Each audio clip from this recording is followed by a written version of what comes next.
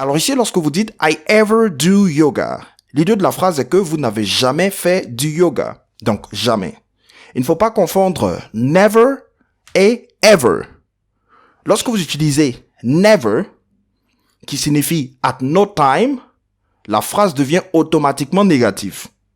Donc, lorsqu'on dit par exemple « I have never been to London », je n'ai jamais été ou je n'ai jamais visité Londres. La phrase est négative. Le never signifie jamais. Mais par contre, lorsque vous utilisez ever, qui signifie at any time, ici il y aura plusieurs traductions, donc une fois, déjà, etc. La phrase est affirmative à la base. Donc, vous retrouverez ever dans des questions, en principe. On dira par exemple, have you ever been to London? As-tu déjà visité Londres? On peut aussi utiliser ever avec never dans la même phrase. Lorsqu'on dit par exemple, never ever do that again. Ne fais plus jamais cela. Le never ever signifie plus jamais. Never pour jamais et plus pour ever. Ici, on se réfère au fait de ne pas le faire ne serait-ce qu'une fois dans le futur. Donc, never, ever. On revient à notre phrase ici. I ever do yoga. Je n'ai jamais fait du yoga sera I never practiced yoga. Here is the correct sentence. Next one. Lorsque vous dites when I back at home. Dans cette phrase, il n'y a pas de verbe. Donc, il faut qu'on ajoute un verbe. Par exemple, to go, to get, to come, etc. Donc, on dira when I go back home. Or when I come back home, when I get back home. Lorsque je rentre à la maison. Vous constatez aussi qu'ici, le home n'a pas besoin d'être précédé d'une préposition. When I go back home. When I go home. Même lorsque vous voulez dire je suis à la maison, vous pouvez dire I'm at home, mais vous pouvez aussi retirer la préposition at et ça va donner I'm home, tout court.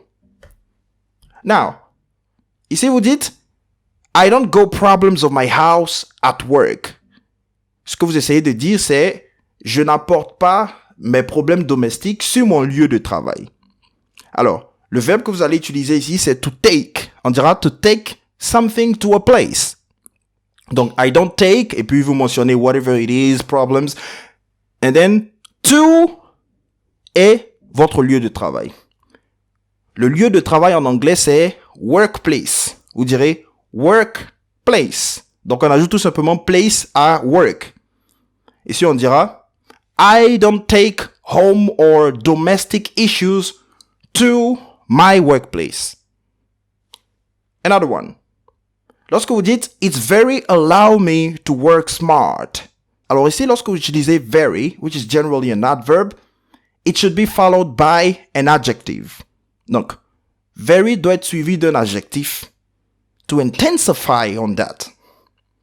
On dira par exemple « very good »,« very bad », and etc. Là encore, vous pouvez utiliser un adjectif plus précis qui signifie « very good », qui signifie « very bad ». J'en ai déjà parlé dans d'autres vidéos. Donc, c'est ce qu'on appelle le accurate vocabulary. Donc, vous utilisez des termes spécifiques pour vous référer à des choses spécifiques. On va dire, par exemple, It really allows me to work smart. Cela me permet vraiment de travailler smart, intelligemment. OK?